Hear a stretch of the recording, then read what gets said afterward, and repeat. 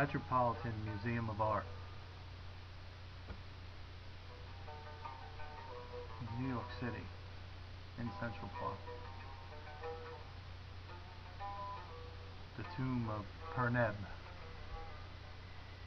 a mastaba, 4,000 years old, reconstructed inside.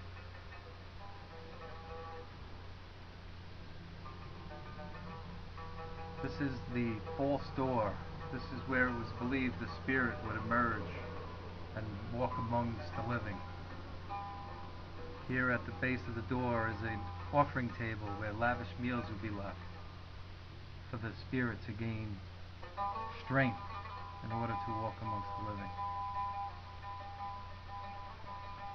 These pictures show Perneb facing out and people leaving offerings facing in. They're well preserved and kept behind glass. This is the first of limestone mastabas. Here are some of the utensils they may have used to leave offerings. And here through the serdab, you see the statue of Perneb. This is psychological, for you cannot access the statue. You can only see it through the thin slit. Perneb was the personal valet of the pharaoh of the time, therefore very important. Most Egyptians couldn't afford such a lavish tomb. The actual tomb of Perneb is buried way beneath this mastaba and still is in Egypt. Here's the door where you would enter the mastaba into an open sky courtyard. Here's how it would have appeared buried in the land of Egypt, where it once was and from where it came. I love the slanted walls of the structure, the slender doorways.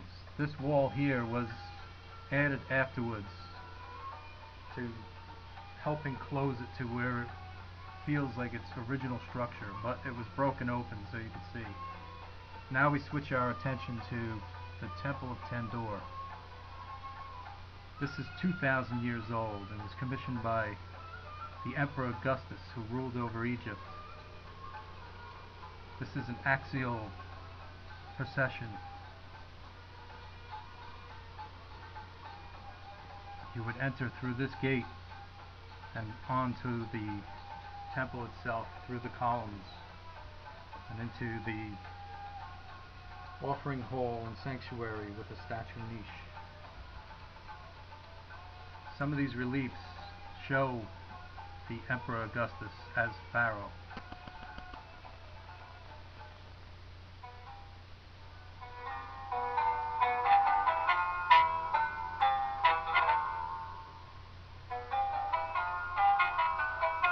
This was a sandstone structure. Huge blocks placed upon each other. 2,000 years old.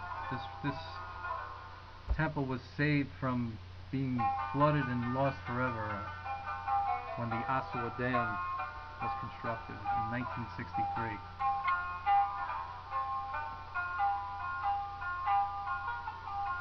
I love the play of light on the structure. I love the way it was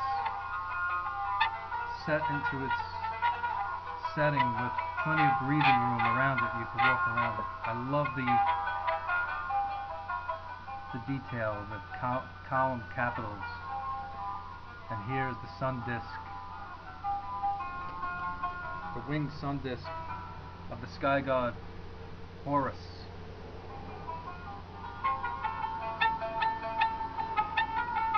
Here shows some 17th century graffiti carved into these structures. Amazing craftsmanship and workmanship. Here's the wind-whipped and weathered stone striations of 2,000 years of weather. And here's the statue niche and sanctuary. where the offerings would be placed. I fade back into the distance. As night falls on the museum,